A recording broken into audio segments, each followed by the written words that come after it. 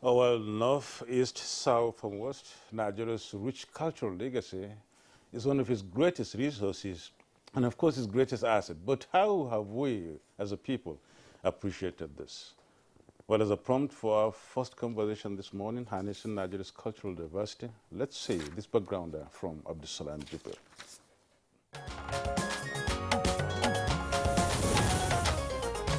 Our unity is our strength, and diversity our power.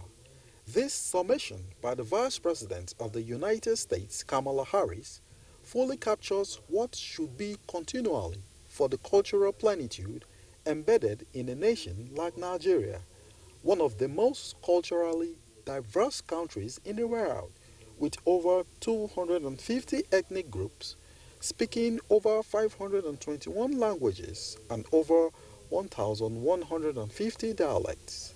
This diversity variety extends beyond her languages. There is the food, traditional and exotic mix of cuisines, attires, and other adornments in crafts and ornament pieces steeped in deep history. Nigeria's festivals are hues and shapes of colors and structures from across every part of the nation. Some experts maintain that culture holds the key to growth, oneness, integration, identity, and development. There is thus a strong interrelationship among culture, growth, progress, development, and even national integration. Over the years, the country has had several policies that promotes cultural integration and nation building, prominent of which is the National Youth Service Scheme NYSC, created in 1973. Why have we not fully harnessed and utilized such diversity for nation building, like we have observed and seen of some nations across the globe? The likes of China has effectively utilized her language and culture to achieve national integration, development, and growth, evident in its movie industry and economy, which is presently the second largest in the world. Experts maintain that Nigerians need to increase their appreciation for each other's cultural diversity and establish an intercultural connection and promotion with every sense of respect and cordiality to improve social contact and intergroup relations. How can Nigeria make her diverse cultural forms and ways her power? Will harnessing her cultural diversities and capacities for sustainable development be a tall order? Guests on the program will speak to these issues shortly.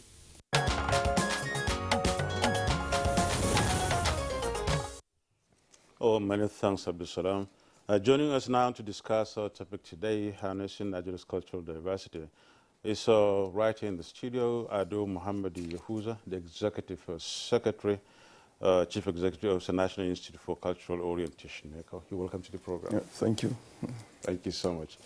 And also joining us via Zoom is Professor Adebola Adebileje, a Professor of English Language, Education, and Applied Linguistics, and Deputy Vice Chancellor, Redeemers University, Ede, Osun State. Good to have you on the program, Prof. Thank you. All right, and with us in the studio here is Dr. Suleiman M. Barnabas, Public Affairs Analyst and Senior Lecturer, Faculty of Management and Social Sciences, Bayes University. We're glad to have you this morning on our program. Thank you for having me. And also here with us in the Abuja studio is Ambassador Chief Chizoba Chiemelo, the DG Strategic Planning and Implementation of Harnessing Igbo General Assembly worldwide. He's also an ambassador of peace to the United Nations here in Abuja. We're glad to have you too. Thank you very much. Gentlemen, we really have to look at this issue critically and then see how great or not great it is, talking about Nigeria's cultural diversity. As we said in our intro, the diversity in this country is one of its greatest resources, and of course, that is why a lot of people across the world really respect us. But how far have we gone in trying to harness that, at least to our benefit? Let's get started with the thinking that 200 million people, around maybe, over 500 languages. And there you have over 1,000 dialects. And this means culture spread all over. Let me start with Chief Obizoba Chimelo. How do you look at this issue, this diversity? Is it really working for us as a people, or what's the situation at the moment? Thank you very much.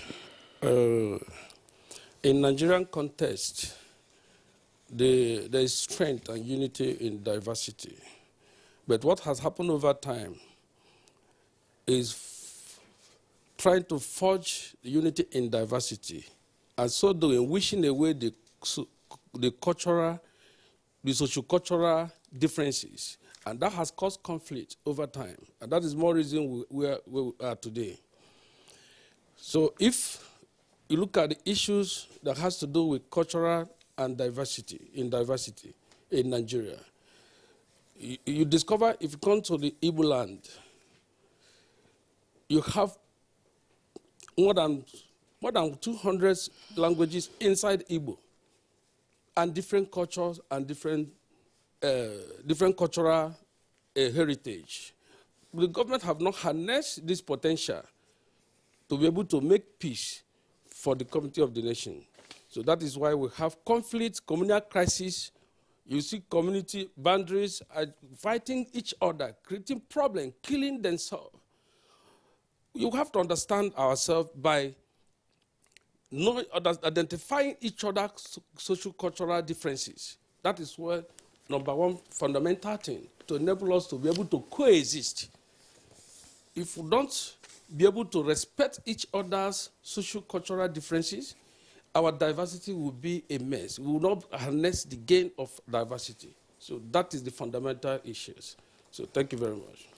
All right, let's bring in Ado Yahoza in this conversation. We're talking about our rich cultural heritage, and as diverse as that may be, there's no part of this country that does not have its own culture, its own language, its own behavioral pattern, tradition, and what have you. And we are now interested in harnessing them for the general development of a nation. How would government come into this issue of harnessing these rich cultural heritages and make them meaningful in the lives of Nigerians in terms of development and other aspects of human life? Thank you very much. I think government has actually historically has been trying, to harness these very rich cultural resources we are talking about. And that's why institutions, were created, like our own National Institute for Cultural Orientation. The essence is to try to mobilize all these cultural resources, marshal them for national development. And I think we've been doing, and other organizations has been doing, in so many ways.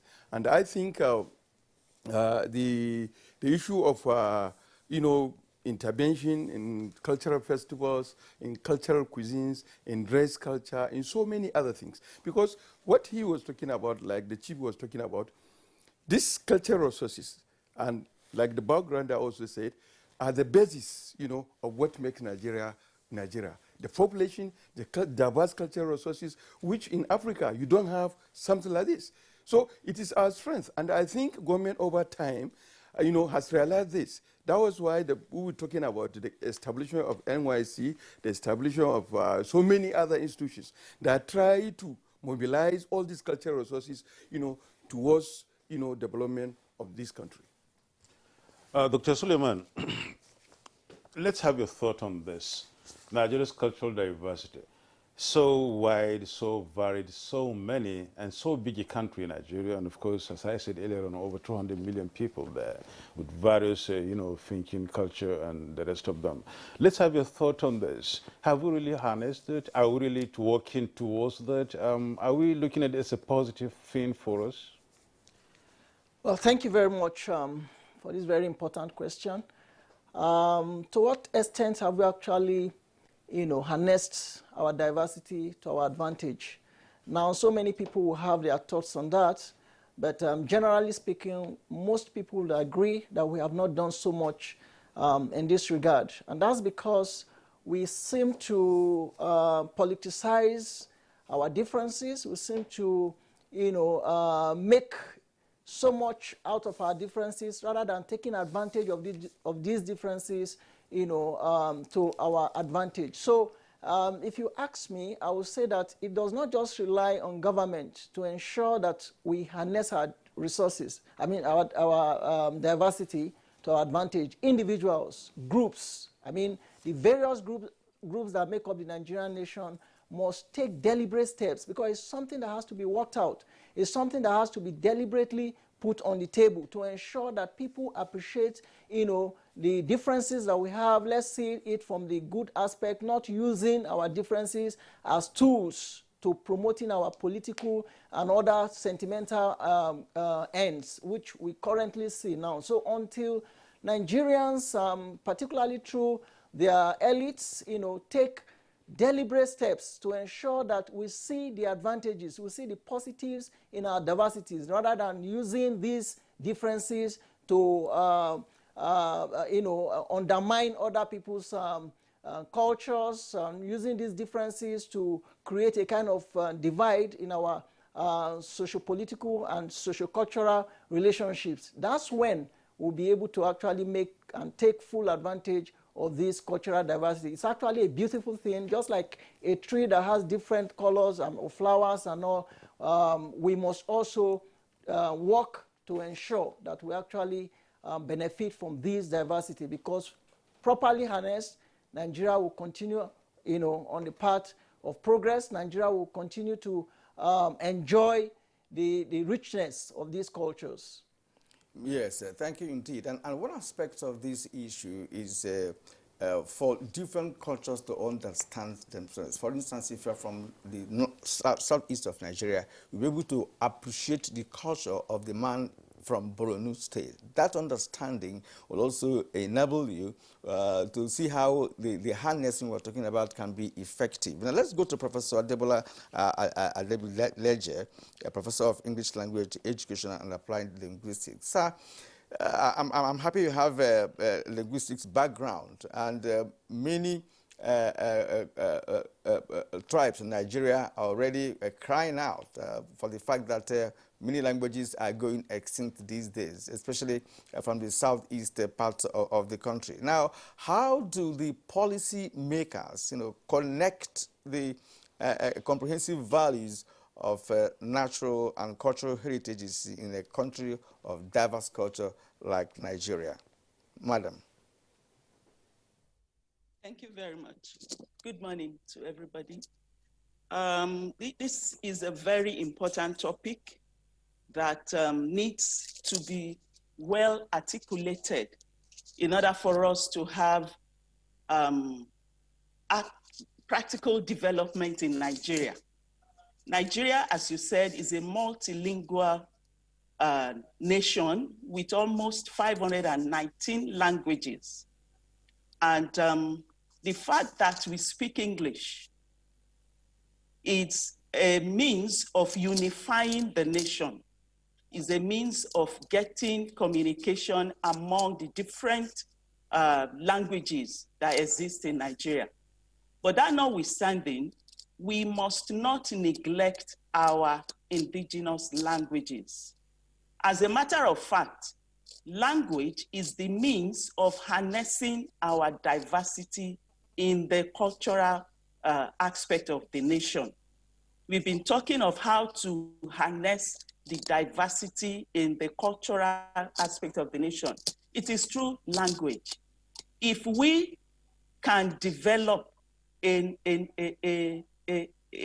some extent, majority of the indigenous languages in Nigeria, it's going to create a sense of patriotism among Nigerians.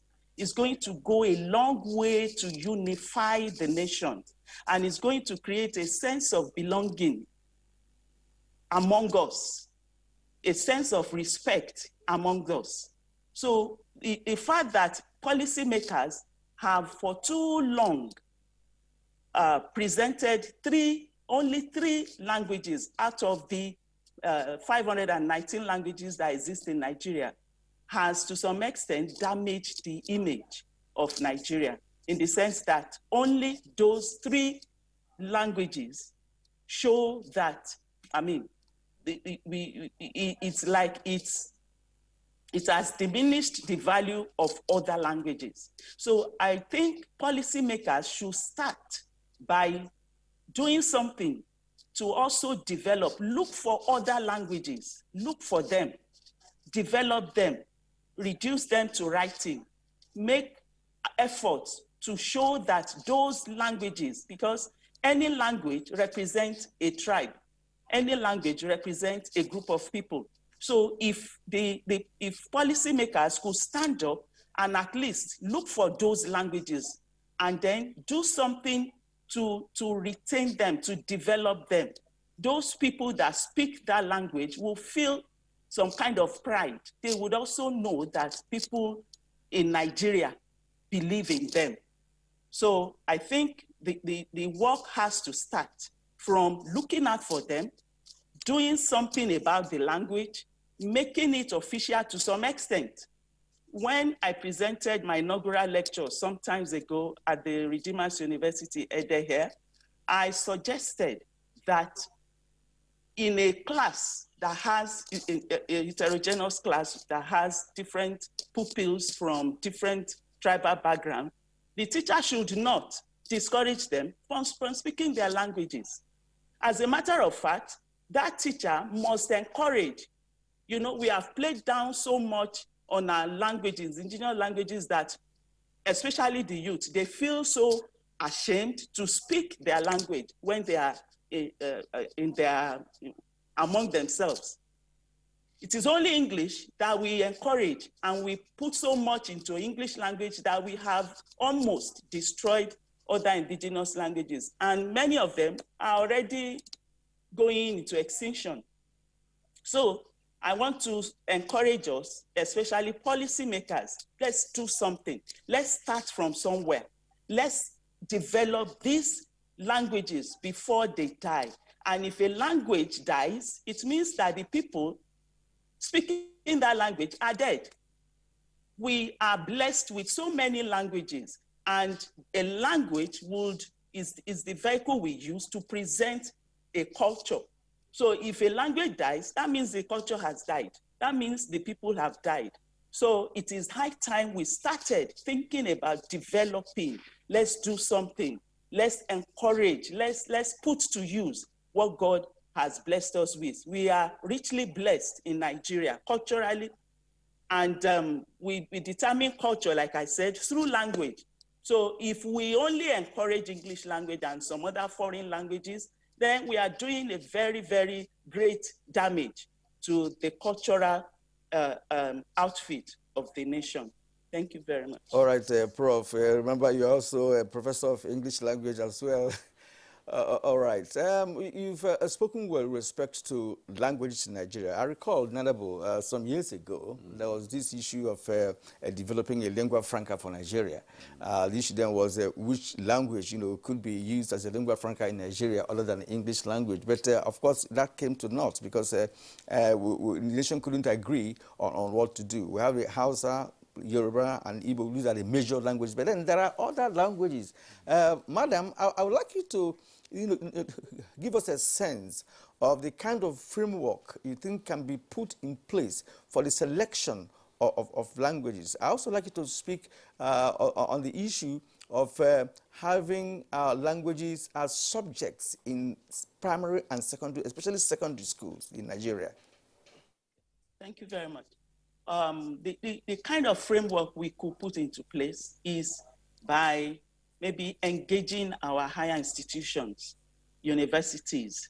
They could start by establishing centers for indigenous languages in their major, geographical. We could start with the geographical landscape of the nation, where a university may want to represent that geographical situation in the country.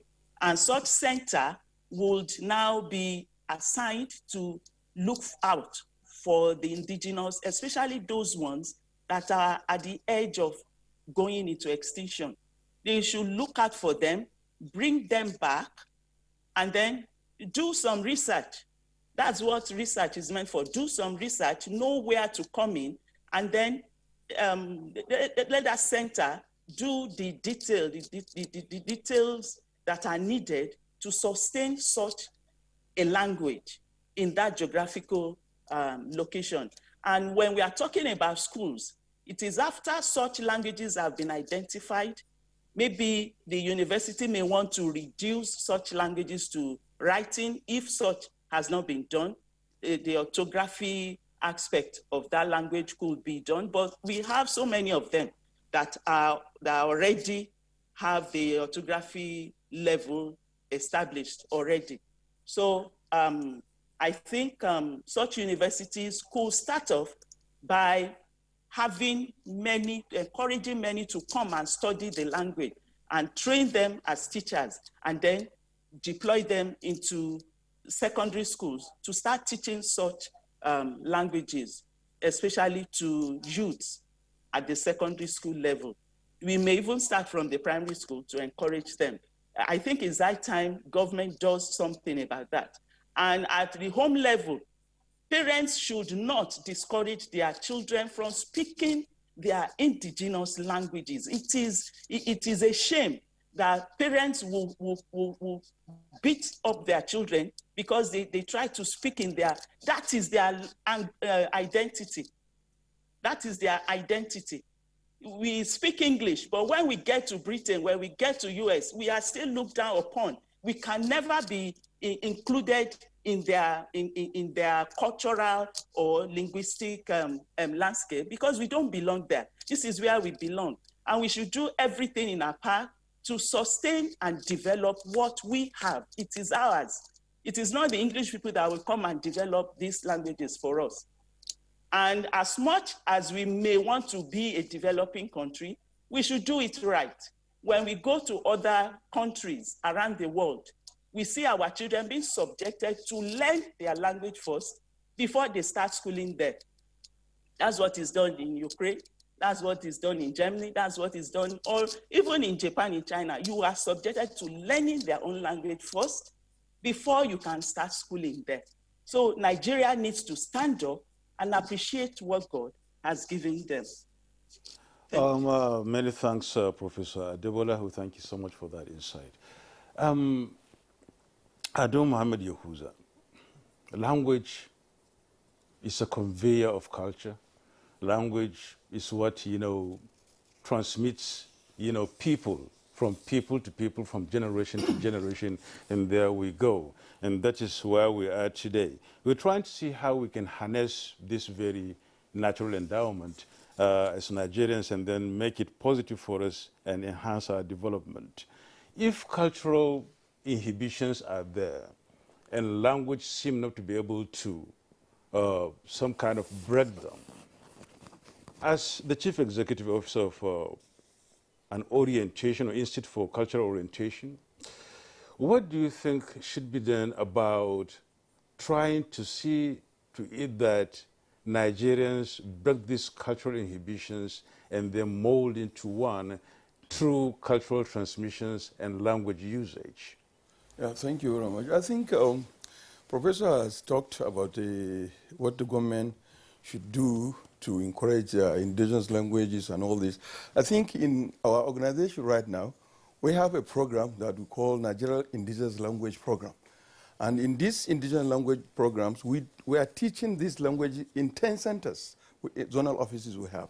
We teach English, as we teach Hausa, Igbo, Yoruba, Tiv, Bagi, and the smaller languages, we do that. And we, in fact, at 2 different or 3 different levels. We teach this one as a class where we offer, diploma in cultural administration. And then we also have, a program during vacation where we teach, younger generation voluntarily to come. We teach them, they choose any language they want, they learn. We always try to encourage them. Take language, not your own, take another Nigerian language. Because in multicultural, multi-ethnic, multilingual society, it is an advantage for you. If you have your own mother tongue, you learn another mother tongue because it helps you in whatever you do, either as a businessman, either as a civil servant, either as whatever, it helps you. Because, and secondly, you know, it gives this sense of belonging, which leads to the issue of integration and understanding. Because you find somebody dressed like Chief here in Igbo dress, and then he goes to Kano, he speaks Hausa very well. It offers, even as a businessman, it offers a lot of ways. So what we was talking about, learn some of these languages, you know. But the unfortunate thing, like what Prof said, the government is not the problem. The elite, we are the problems. You grow up in a city with our children, you know, you speak Yoruba, you are Yoruba, you know, but you don't speak Yoruba. You don't even understand. Your own children don't go to the village. You don't teach them Yoruba. You speak in English. You are losing I mean, that language is a key. It's a conveyor. So the values, the norms are not there. And that's why generation of about 20, 25 years, 30 years these days, our young ones, our children, they don't even understand the nuances of these languages. And that's why if you see what happened during NSAS and all this, these young men, the way they enter palaces and this, somebody of our age, 40, 50, 60 years, you cannot do that because you know the importance of that very palace. You wouldn't do that. But you see, one, we have left them at the mercy of social media. You know, the social media bombardment from everywhere, they don't know the language, they don't know the culture. All they know is about outside the country. So their thinking, you know, is different. And that's why Nigeria was even more united than what it is now. Because in those days, I know it's there on record, it's there in history, somebody from the north has won an election in Onitsha, somebody from Onitsha has won election in Kano, in Sabangri. You know, people don't even have this kind of thinking now. But because they have been pulled out from their cultural nexus, you know, they don't even understand what the country stands about. And that's why if you were following the social media posting, you will laugh. You will cry, you know. But I think as an institution, what we are trying to do is to try to give people's understanding of the need for you to understand your language, for you to understand your culture, and we'll do that in different programs. One of them is this indigenous language program I'm talking about. And we also target people, you know, during, you know, weekends, you know, people who are interested to learn some of this language. There is something in this language. And once you understand it, you understand other people's culture in multi-ethnic, multi-religious, you know, multilingual society. It gives a lot of cohesion. So as an institution, what we're trying to do, we're trying to teach this language. And we have another program we will call Youth Fiesta. This Youth Fiesta, we're trying to, you know, to bring out, you know, some of our cultural, you know, behavior. Like, for instance, traditional hairdo, traditional music. These are things that a lot of our children don't even know. You watch TV, you watch, what do you call it, Nickelodeon. I don't even know the channel, but I know the channel because my kid, I always tell them not to do that. But look at what is there, what they do. Mostly what they do in that is trying to give you the culture of other people. And that's, lastly, you will see other countries, like China, she mentioned, like Japan, like any other country, they always put emphasis on their own language. Because even there is a linkage between the concept in science and technology and their language. Because it gives you better insight than speaking English or any other language. I'm not cutting you short, really, but I really want to say, simply put, it's English language a curse to us instead of a blessing? No, it's not. Right. We are the curse. Right. Because we refuse to learn. The government may not be doing enough, fine, but it's trying its best. But we, from us as individuals, we need to do a lot. Because the government cannot get into your house to teach your child a language. The way you speak, the way you greet, you know, this upbringing we're talking as a young man or as a young lady, it starts with the family. But it's the official language, English language, and that's what we're using all over the No, place. English, you can pick English in the street, but you cannot pick your own culture in the street. Look, all of us, in part, it's wrong for somebody in those days. They say if you speak English, they will find you in primary school. They will tax you for speaking vernacular. What do you call it, vernacular? Which is colonial. It's not right. English, you can learn English. We are speaking English now. You know what I'm saying, sir? It's just like what Nanabo has said. Yes. If it is a mistake that has been made ab initio, English is our official language. Yes. And as a matter of fact, those years growing up, if you speak your language, which you now call vernacular, Yes. you are punished for doing that Yeah. because you are meant to communicate in English language. Yeah. Meanwhile, if you have to take an exam to enter into a university, Yeah. if you don't have credit in English language, you're not going anywhere. Even if you have to study mathematics, if you don't have English language credit, you're not going anywhere. So it is institutionalized in our educational system. That is part of the problem. But now we all agree that language is a vehicle that transmits a culture. Let's deliberate more on it. And let me talk to our guest here, Chief Obizoba Chiemelo. When it comes to languages that are going extinct in Nigeria, Igbo language is number one. Just yesterday, someone called me to ask whether there is any comprehensive package in an audio form that contains Abuechede, that is their own ABCD, to teach his children Igbo language, that his children don't know anything about Igbo language. His wife is not an Igbo, as a matter of fact, so he's worried. Now, let me ask you this. What effort are you making? You're, of course, a representative of Johannes Ndibo at your own level. What is being done to ensure that this language does not go? And, of course, it's not just Igbo language. There are other languages that are going extinct, as a matter of fact. So what can we now do as a nation to ensure that these languages do not go extinct for us to be able to harness the cultural heritage that we're talking about?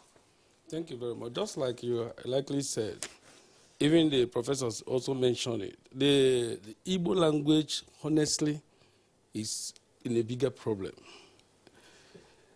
If you ask any family, any Igbo living family here in Abuja, you ask their kid or speak Igbo language to them, they don't know. If they can't even, they will respond to you in English. If we have organized the Nigerian Assembly, what we're doing now, what we're trying to do now is to make sure that we come back to the old days. When you speak Igbo, eat with Igbo, do anything you do with Igbo language, because even the other tribes are better than us for now, for today. If you do the statistics, you will discover that if you have Igbo man, 100 outside Igbo speaking state, 90% of their children can't even hear Igbo. And that calls for problem, it calls for worry. So on that note, we have already set up, because we want to start working with the legitimate organs of other sociocultural organizations. When I say legitimate organ, Nigeria is governed by law. And any cultural organization that is not recognized by law should not be speaking on behalf of that cultural organization. Let us shift away from illegality to legality. And that is what Johannes Ndibo General Assembly is duly registered and recognized by the law and the Kama. So what we're trying to do is to formulate policies and programs that will reintegrate our people and make our people to understand that the language is number one. I know when I was growing up, you hardly can speak English in my family house. Today I can speak English, I speak Igbo, I speak Ikwere, I speak Ebema. That's the area I grew up. I speak Wari, Urobo. Because I like to connect. Very soon, the next couple of maybe months or year, you will see me speak Hausa, because I'm in Abuja for now. But you can't speak other people's language without speaking your own language. Charity begins at home. So we have those programs coming up. I think we are going to partner with some of the media house, and NTA is number one. We're going to partner where the program comes from so that we'll be able to educate our people, because we have a serious problem in our land. Just like my friend said, you look at the young youth today, how can somebody go to a palace, a constituted palace of a traditional ruler, to go and sit on top of the stool?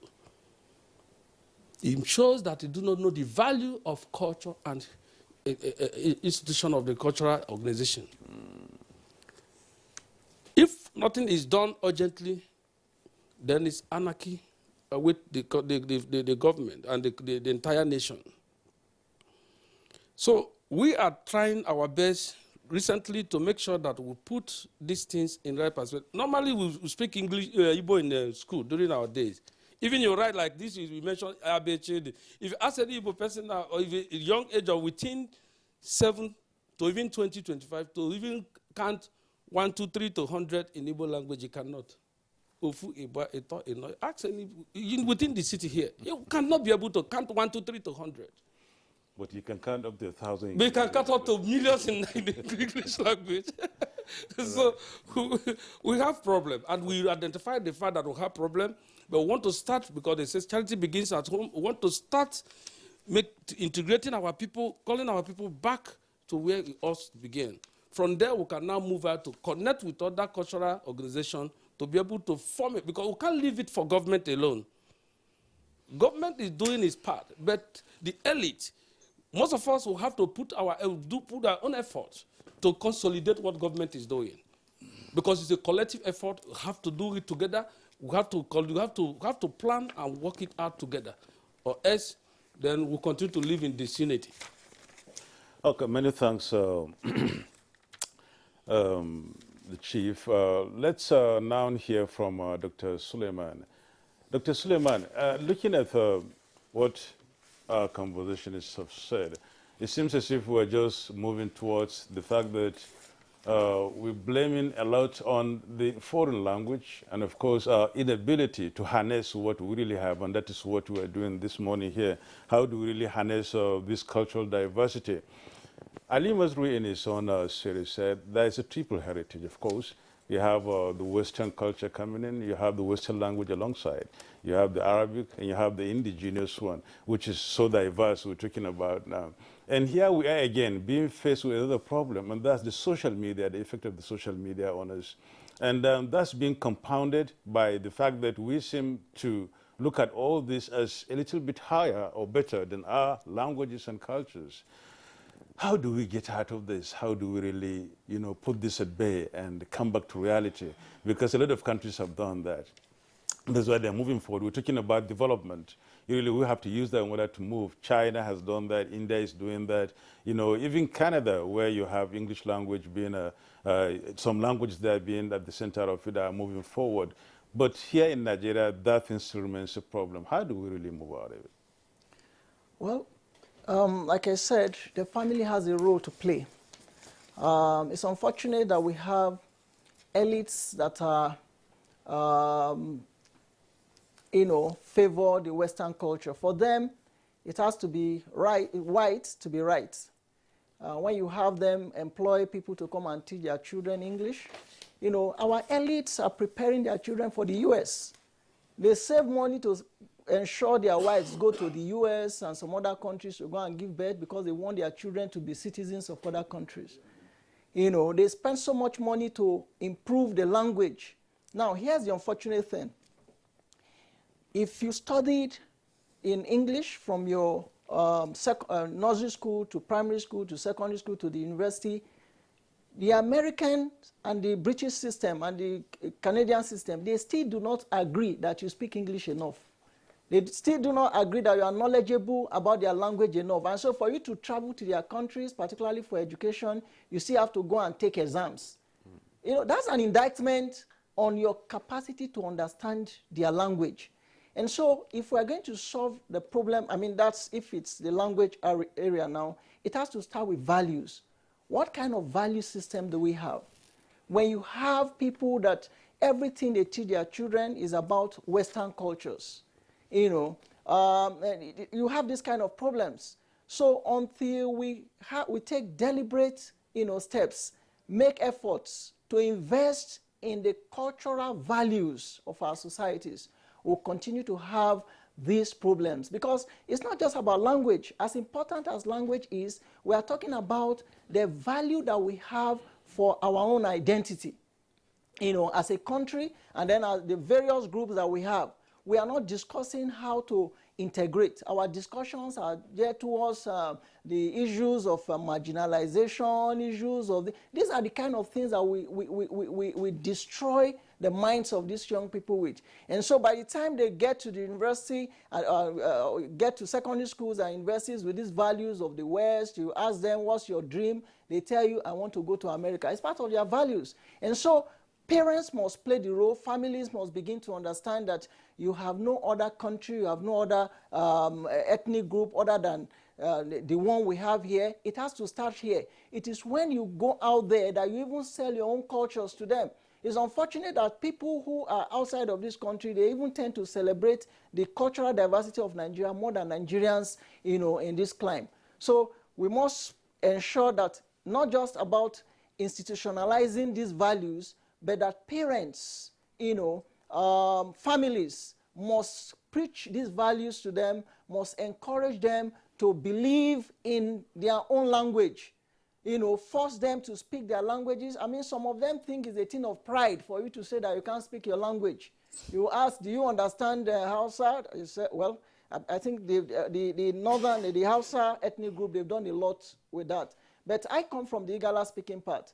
And I've encountered so many people, either in Abuja here or even in the classroom, and they tell you they're from Igala. Can you speak? No, I can't speak. And they think it's something of, status for you to say you can't speak your language. So the parents must be held responsible, just the same way they transmit other values, the Western values to them. To what extent are they ensuring that these children value, their languages, value their cultures, respect the cultures of other people, see the fact that, that someone speaks Hausa and speaks Yoruba is not, a way of looking down on them, By the time we start doing this and they start having, this belief in their cultures, the language becomes, easy for them to understand and then appreciate our cultural practices, the respect that comes with greeting. You see that someone kneels down to greet. It's not just about the kneeling down, it is the symbolic expression. Such persons will find it difficult to run to the Oba's palace or to any other palace like that to go and, take their staff of office, and denigrate it. So that's how we can start doing that. Then at the level of institutionalizing it, primary schools, secondary schools, they can have languages. Now, if you understand the language from the primary school level to secondary school level, at the university level, it's no longer a problem because you are not, looking at the language to help you, get a job and all. And then talking about the need to pass English before you study any course in Nigeria. Now, it's important for students to pass all subjects that they do, and we can do that. It's not a very difficult thing for someone to have credit in English or mathematics to go for any study, but we must not stop people, for example, from going to study courses because they have failed English.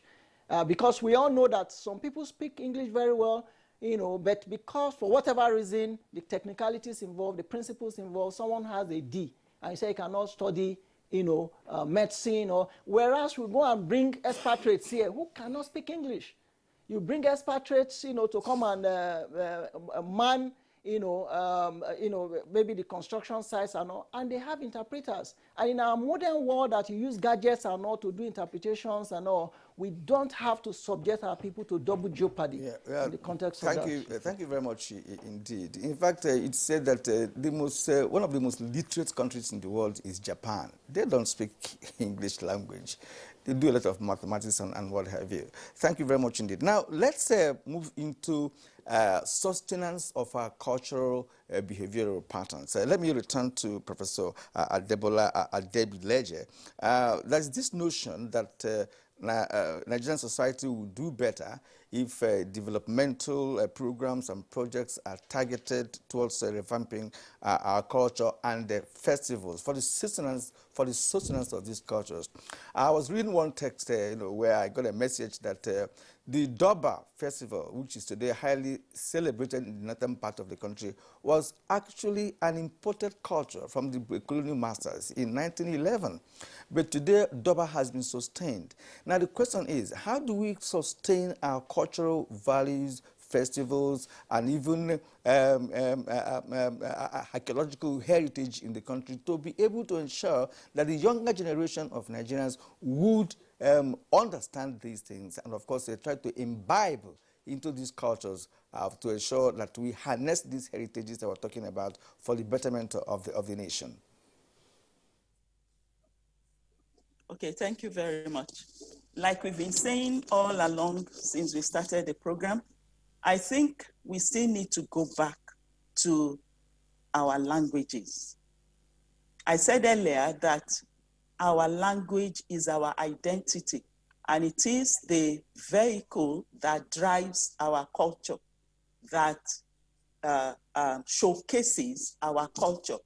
So when we are talking about cultural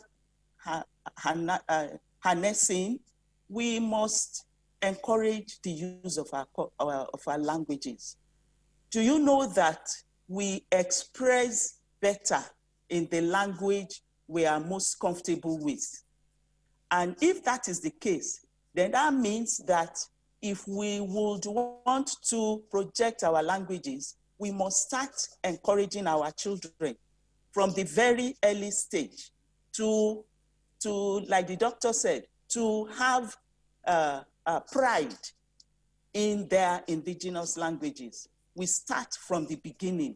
We start to build that value in them, to acknowledge the fact that this is mine and I must be proud of it. And when the children begin to grow in that knowledge, it will no longer depart from them. They will no longer see some other languages or some other cultures as better than theirs. So I think it starts from the home. When the parent inculcates that value into them, it will let them, have a world view that will be productive later in life. They will be able to express, and come to think of it, when we are talking about English, we are neither here nor there, because we are still implanted in our own culture here, but we are expressing that culture in another language.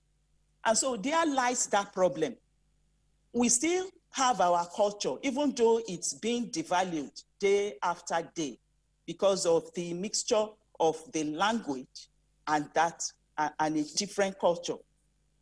So when we start from the beginning and we inculcate that value into our children, they will grow to value what is theirs, and they will take pride in that identity. But in a situation where we embrace some other foreign cultures, some other foreign languages better. Now, I don't want us to get something wrong. We are not by any means discouraging the use of English. English has solved so many linguistic problems in Nigeria, because the fact still remains that Nigeria is a multilingual, multicultural entity. And the only thing that can unify all this, that can harness all this diversity, is that English language, which we have been using all along. However, we must not, because we can speak English, now play down on the other languages. We are killing ourselves. We are killing our cultures. So if we have a working knowledge of that. Oh, well, it seems we have a little problem there. It's becoming really a trouble. We get that, or I wonder why the connection becomes so it gets better. Ado Mohammed Yahuza, given what she said, we shouldn't look at English language, we'll try to look at, English language as being many problems in the country. About the fact that it's not all about language this time around. It's about, we have to really see how much we'll be able to, make the young culture, have the values they are supposed to have for them to really appreciate it than other cultures somewhere else. Find that the Dawa in the northern part of the country have been attended by a lot of other people outside the country. So also is the Yam Festival down in the east, and so also in the west. And so many cultures have their own festivals and, small festivities here and there. When the rains come, festivals are there. When the harvests come, festivals are there. One good thing about Durban you talked about is that it's even not particularly culture of the North, but it's, taken from British colonial masters from 1911, from what I read, actually. But it has been the important thing that it has been sustained for a long time and has become the culture of a people, wherever it came from, right? But it has been sustained for a very long time. Anyway, the bottom line here, what I want to really drive on is, It's the issue of culture. Yes. You know, how do we, make our children or the young ones imbibe these cultures we cherish from the beginning and try to give little, attention to the Western ways of life and give more attention to our culture, so much so that the values we attach to them can be carried along and transmitted. Yeah, thank you. I think before I respond to your question, let me make some point of correction on this issue of Dauba. This Dauba is not a colonial creation. What happened, Dauba as it is just symbolic recreation of pre-colonial warfare in northern Nigeria. You talking in Borno, you talking even before Sokoto Caliphate. You know what I'm saying? What happened is that British colonial administrators went to India before they came to Nigeria. They also find some semblance of that kind of thing, in New Delhi, in Delhi and other places and all that. So now they organize this ceremony, attending to August visitor and all this. So when they came to Nigeria, northern Nigeria in particular, they also found something like this happening. So they organized it, along that line from 1911 to date. You know what I'm saying? Using it as a welcoming activity for August visitor and all this. So essentially, it's not a colonial creation. It has been existing for years, even before the jihad of Usman Abodo. Yes. Coming to what you're talking about, I think the issue of this culture thing is what we value. Like what my friend there, the young doctor said about creating what we consider our value.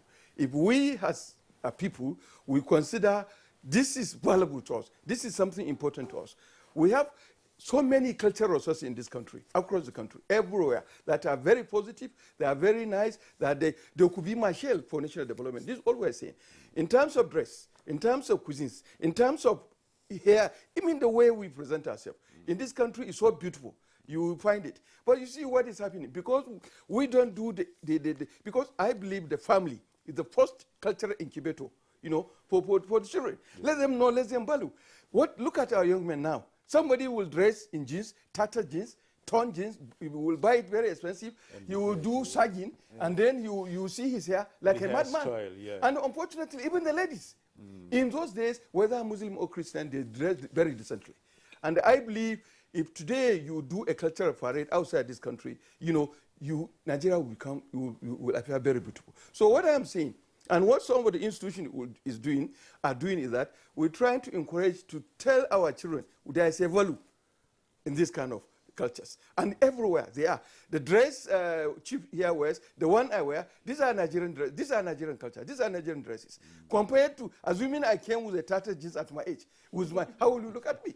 So there's beauty. And I can tell you, you can go to London, you can go to America, you can set up a restaurant. You call it Nigerian restaurant. Me and Chief, we can do good business. We can go and set up. We'll do tuomia cook, or do a white soup. We'll do bakery. We'll do all sorts of things. These are Nigerian cultural resources, which if we say, and we can make money.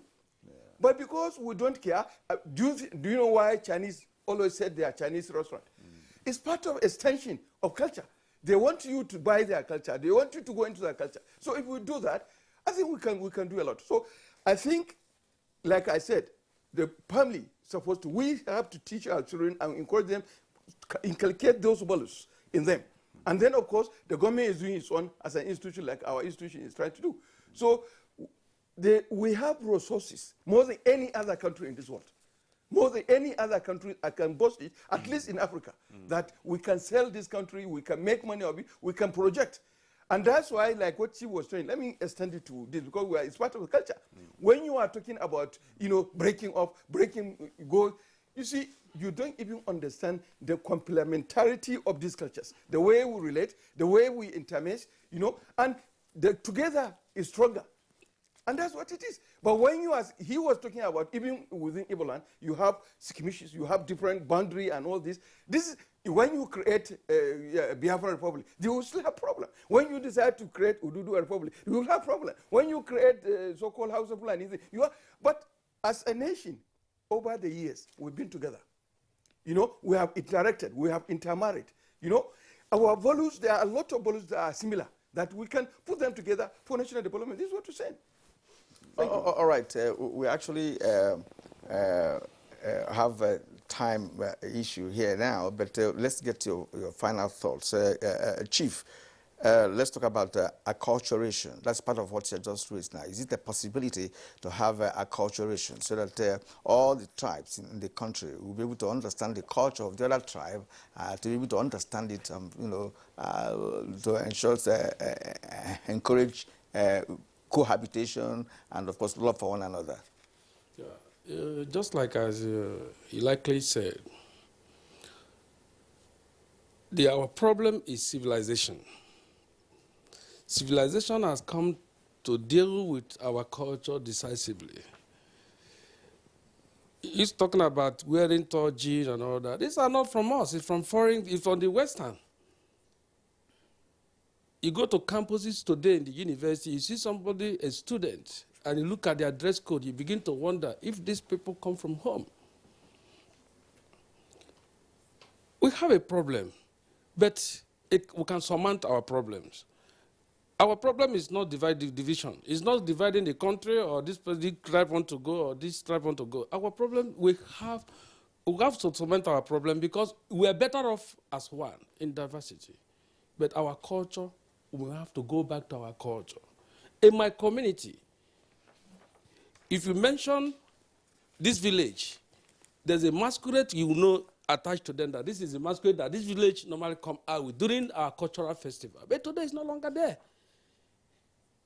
I was growing up, I discovered that my own village have masquerade that during our cultural festival that my village known by this particular masquerading. But civilization have told them that, look, you don't need to do this thing.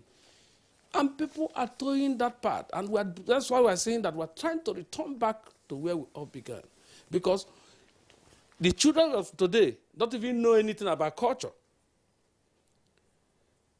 Those from 10, 15 to 20 years now can badly discuss about culture. But when we are growing up, we understand what culture is all about. The New Yam Festival you're talking about is to showcase the cultural heritage.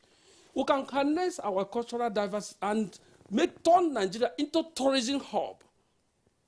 The countries that build in tourism are the biggest economy in the world. Like China you mentioned, and professor mentioned also China. They have their culture and they maintain, they nurture it. If you go to Brazil today, people fly to go and watch and follow this is their culture. In Brazil today, people will flew to go spend money. It's a tourist zone. Anytime they have their cultural dance and all that, their carnival and all that, people go.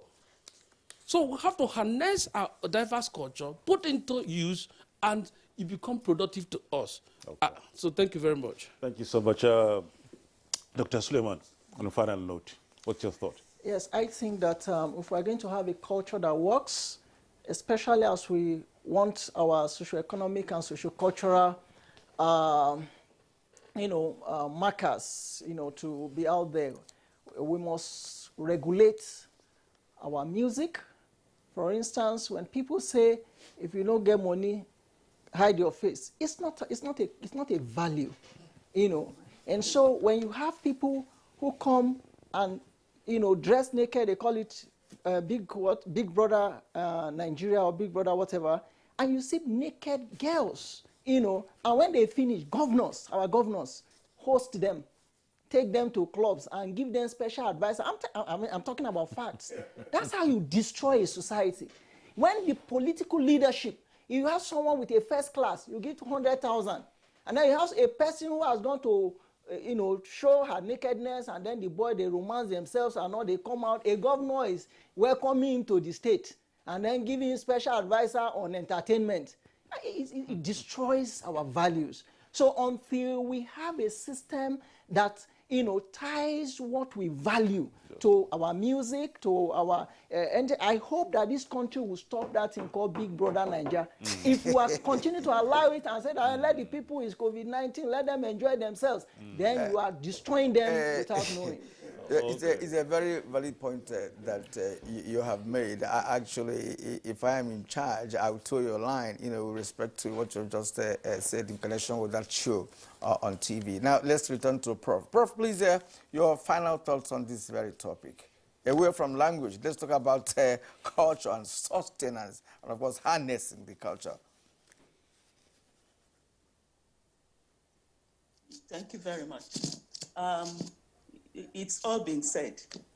So I think what we need to do to harness is to start from somewhere. If we keep talking from now till no matter how long, and we don't do something, we will still be on the same spot. So we need to start. I think we start from parents.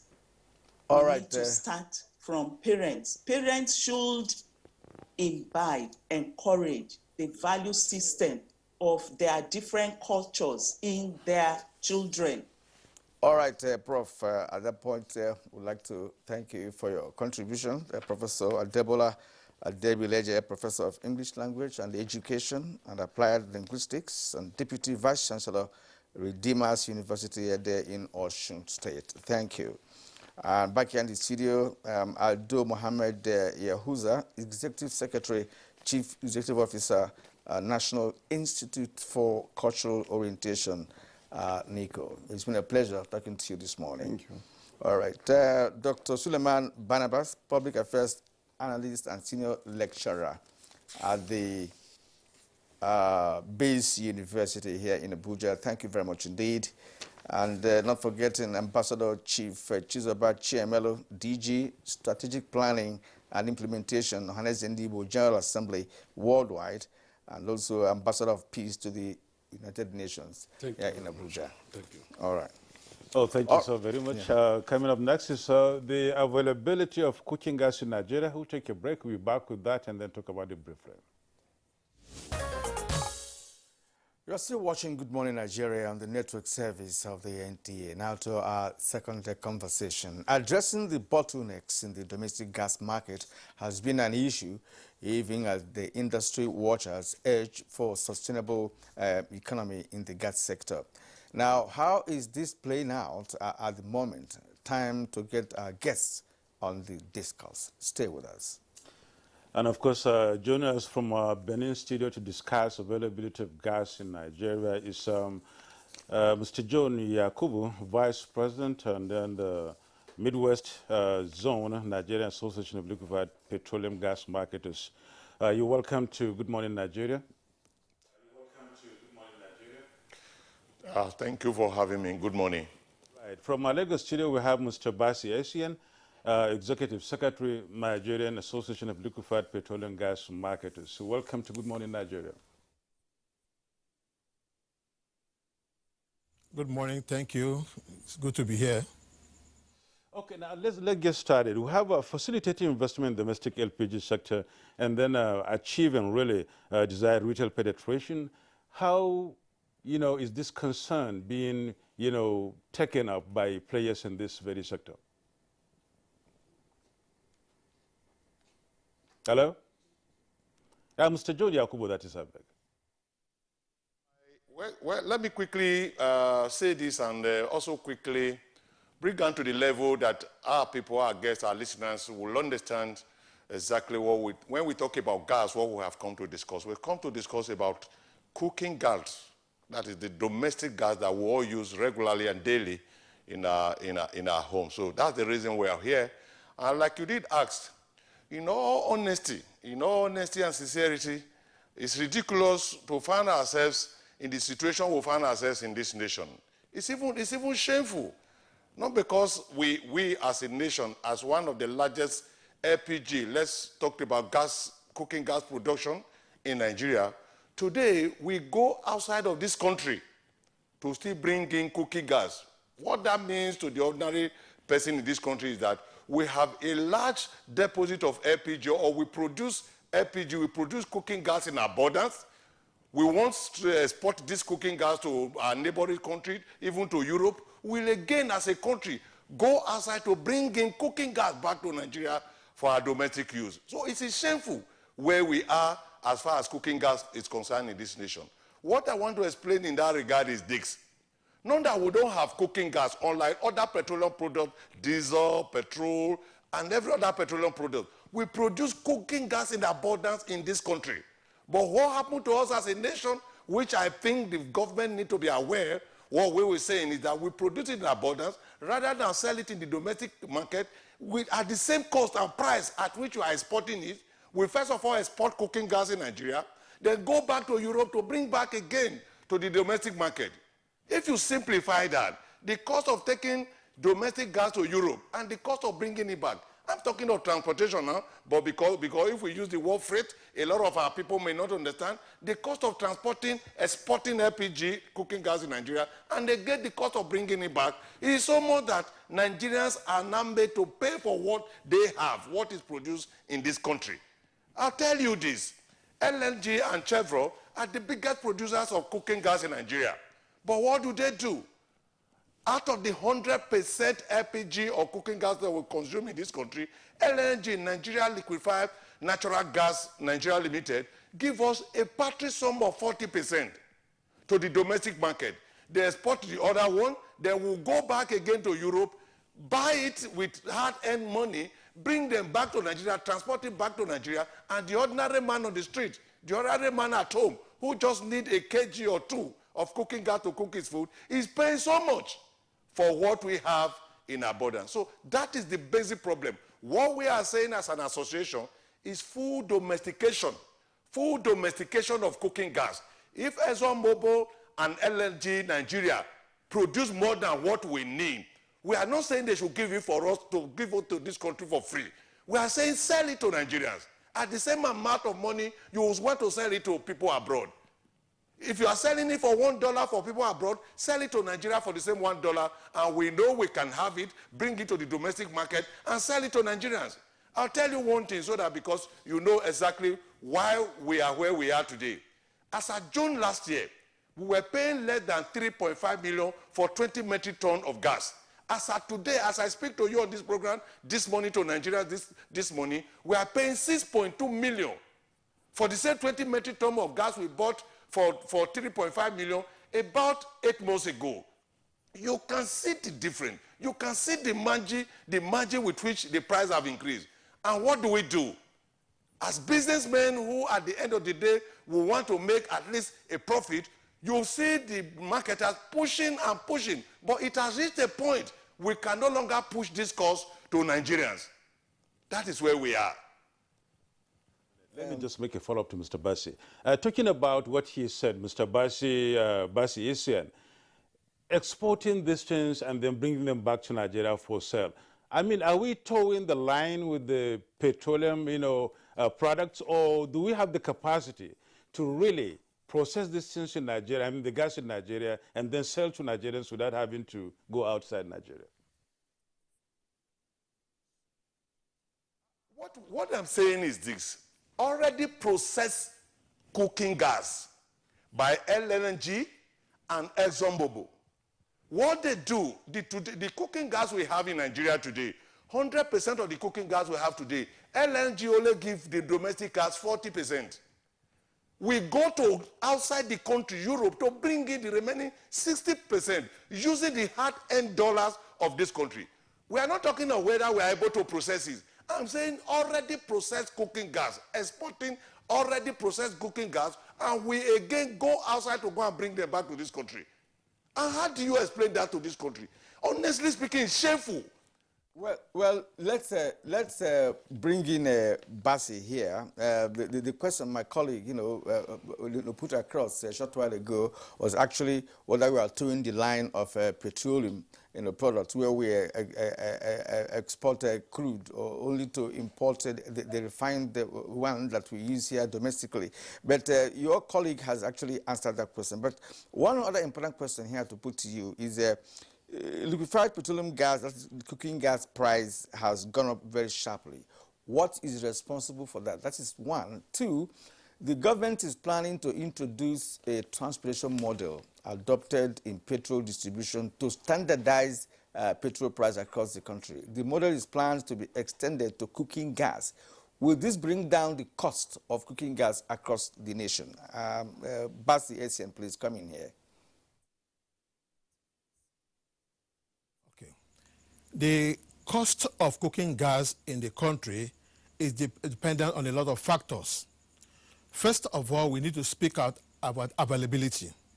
Because where the demand outstrips the supply, then there's going to be a problem. As it is right now, in 2007, we were consuming about 50,000 metric tons of LPG annually. As of December last year, the consumption had gone up to over 1 million metric tons per annum. And out of this, 40% of this is supplied domestically by LNG, while 60% is imported. The fact is that we know that the LNG has a production capacity that even as at now can cater for all our domestic needs. But rather, because of the structure of the joint venture, most of their products are being exported. And then at the end of the day, we still go back to import them back into the country. So right now, first of all, the best way to address the cost of cooking gas is to make sure that we have a constant supply and availability of cooking gas. Because if at any point in time there is a lacuna between the supply and demand, the prices will go up. And again, too, like if we have the domestic supply here, like we said, most of those associated costs, the cost of taking it out and bringing it back, foreign exchange, even the other ancillary costs are still paid in dollars, which at the end is a depletion to our foreign exchange and still increases the price. Now they want to introduce what we call transport equalization, which to our own, it's not the major part because transportation is not the only factor that actually hinders the cost of cooking gas. Right now, several things are there. The cost of LPG equipment and accessories are so expensive that we're asking that government should moderate the tariff or a waiver on even LPG accessories and equipment. Provide an incentive for even to import LPG trucks. Duty incentives should be applied there. Then, for even cylinders, right now, a 6 kg cylinder outside, a standard one, according to the SON standard given, is about 11,500 naira per 6 kg cylinder. And how do you expect a family that is, if they are even lucky to be paid the normal minimum wage of 30,000, to even buy a cylinder for 11,500, they've not even bought the cooker, they've not bought hoses and accessories. At the end of the day, they can't even convert to cooking gas, when that is what the government wants, especially at this decade of gas. So if the transportation cost is not the issue, right now, we are asking that give us a enable environment for the industry to thrive, because the industry is actually deregulated. So you cannot have all the same price everywhere. But the fact is, if all the things are put in place, availability is there, the roads are good, the investors are able to move this product to every part of the country with ease, definitely the price will stabilize. But right now, talking about equalization price of gas will not work, because we've seen what happened in PMS. Up till today, the model never worked. A lot of people are still complaining because even then, with what they put in there, petroleum prices, PMS price is not even standardized everywhere in the country. So it's not working. If it didn't work for PMS, why would it work in gas? And this is something that the government is trying to make sure that people actually convert from firewood, kerosene to use gas. And if they need to do it, we need to give them an enabling environment, make it easily affordable so that they can proudly convert to the use of gas without any problems. Okay, Mr. John Yaku, please, finally and then briefly, can you please talk to gas users in Nigeria? What do you really want them to really feel about the prices? Is there anything the association can do and the players in this sector can do in order to make more people, that is, embrace the usage of gas instead of other alternatives to cooking? Before I go on, let me quickly tell the people and government not to attempt to bring in petroleum equalization fund so that they don't use it again to steal from government. We have not complained that we cannot take gas from the depot to our plants. Nobody have complained. So I want to appeal, I want to use this medium to allow us do our business. It's deregulated. We don't want any regulation. We have not asked government to pay us for transportation. We have not asked them to add money. Whoever is saying that at that level should please allow government to be so that we can do our business. That's number one. Number two, let's take the issue of talking to our people. I want to tell them that they are paying more today in some instances. 4,000 naira, 4,500 is as a result of the fact that gas that we have in abundance, in excess, we're bringing it from abroad for their consumption. I will quickly come in here because I really don't know the amount of time we'll have to talk to Nigerians and also allow government to come into our rescue and make sure that LPG, cooking gas, is available to Nigerians. I'll tell you an instance. Recently, the gas gathering project in Benin, the Ologbo axis, which was completed, a laudable project by federal government, well conceived, well analyzed, and it's been completed, which is supposed to add about 20% to the domestic market. Mr. John Yakubu, we cannot continue for want of time. And as you have rightly pointed out, there is a joint venture structure that makes the LNG to be importing gas. Perhaps that will be looked into.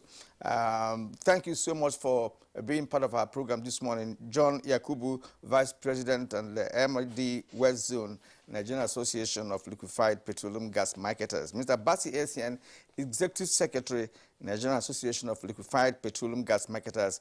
Thank you indeed for being part of our program this morning. Oh, thank you so very much for being part of this program, all of you out there. It's our pleasure. We really pray that you join us tomorrow for another package of good. I'm Yusuf Nadabosmi. Bye-bye. And I'm Kirian Umayo. Keep it with us tomorrow.